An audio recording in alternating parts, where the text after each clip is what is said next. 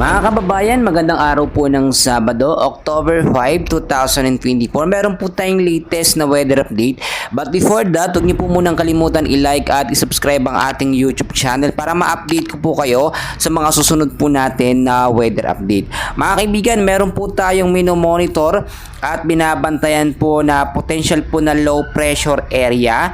At ayon na rin po sa ating wind forecast map, makikita nyo po, meron potential po na pamumuo ng isang mahinang circulation po ng hangin or mahinang low pressure area dito po sa may bandang Bicol region or malapit din po sa Eastern Samar. Inaasahan po na ngayong araw po ng Sabado hanggang Lunes po yan ay posible po itong magpaulan sa ilang bahagi po ng ating bansa. Ngunit hindi naman po ito inaasahan na malabo po or maliit yung chance na ito po yung maging isang ganap na bagyo. Pero as of now, patuloy natin itong minomonitor dahil magdedepende pa rin po tayo sa lakas ng kanyang hangin.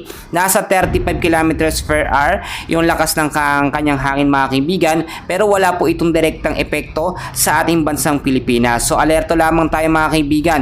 Ngayong araw po ng Sabado, ang lagay po ng ating panahon, mga kaibigan, maulap po na kalangitan ang mararanasan natin bandang hapon dito po sa may bandang area po ng Visayas at North Mindanao o sa Mindanao area dahil po yan sa banta po ng ITCC or Intertropical Convergence Zone, kasama na rin po ang ilang localized thunderstorm. Asahan din po natin dito sa Metro Manila at ilang bahagi po ng Luzon, mga kaibigan, maaliwalas po or maaraw po na panahon ang ating mararanasan dyan dahil wala po tayong anumang minomonitor ngayon na bagyo sa loob po ng ating Philippine Area of Responsibility. Ito po kasi si Bagyong Julian ay tuluyan na pong nalusaw. Kahapon po isa itong low pressure area at tuluyan na po itong nalusaw, mga kaibigan, at wala na pong epekto o direktang epekto sa lahat po na parte ng ating bansa, mga kaibigan. Metro Manila, asahan ng maliwalas na panahon sa umaga. Pero pagdating po sa hapon,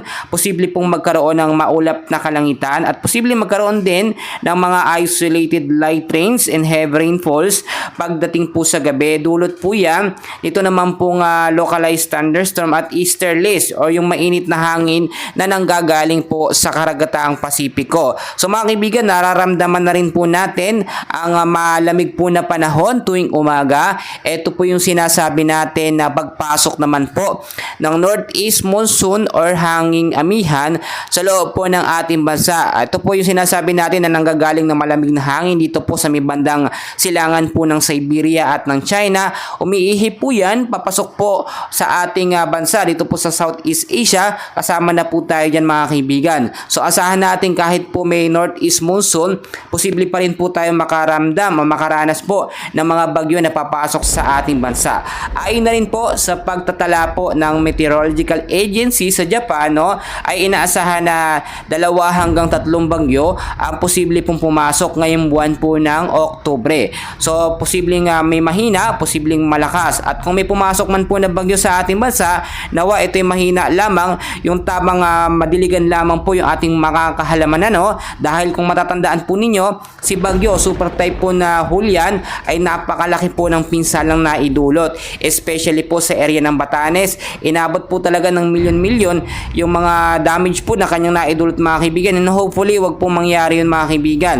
Lalong-lalo na po dito sa Metro Manila, madami po dyan na mababang lugar na mabilis pong bahain kapag nagkaroon po ng malawakang pag-ulan. So mag-ingat na lamang po tayo sa anumang banta ng panahon. Meron po tayong update muli. Maging handa tayo, mga kaibigan, at pinapaalala ko, always know the weather before you go para safe at handa po tayo lagi sa anumang banta ng panahon. Maraming salamat at magandang umaga po sa inyong lahat.